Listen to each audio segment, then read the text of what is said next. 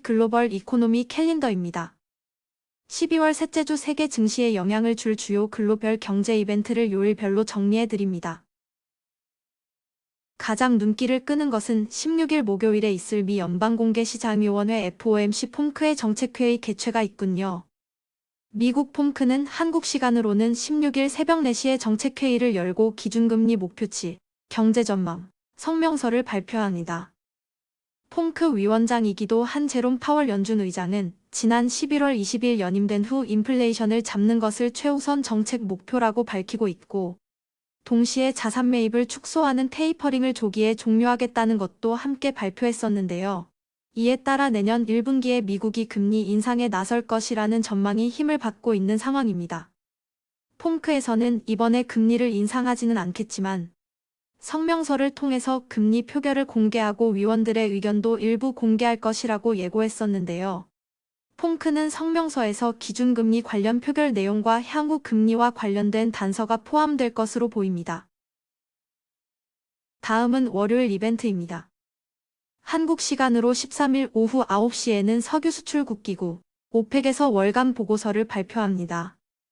오펙과 주요 산유국의 장관급 합의체인 오펙 플러스는 최근 열린 정례회의에서 내년 1월부터 하루 40만 배럴씩 증산하기로 한 결정을 계속 유지하고 있고, 미국 바이든 행정부도 자국 물가 안정을 위해서 오펙 등 산유국들에게 유가 하락을 위한 증산을 촉구하고 있는 상황입니다.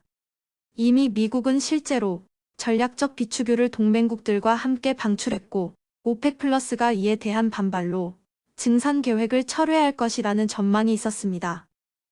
특히 오펙 플러스의 최근 회의에서도 내년 원유 공급이 수요를 초과할 것이라는 전망이 나왔다는 소식도 전해지고 있고, 또 최근 원유를 포함한 에너지 자원 가격의 급등으로 세계 각국이 물가 상승 압력을 받고 있는 상황이라 13일 오펙 보고서 내용에 대한 관심이 커지고 있습니다. 한국은행은 11월 수출입 물가지수를 14일 화요일에 발표합니다. 지난달인 10월 수출입 물가지수 발표에서 에너지 및 원자재 가격 변화 때문에 수입 물가가 전년 동기 대비 무려 35.8%나 상승했었고, 또 10월 수출 물가지수도 전년 같은 기간보다 25.3% 상승하기도 했습니다. 수출입 물가지수는 수출 상품과 수입 상품의 가격 변화가 국내 물가에 미치는 영향을 파악하기 위한 지표입니다. 15일 수요일에는 한국의 11월 실업률과 무역 수지가 발표됩니다.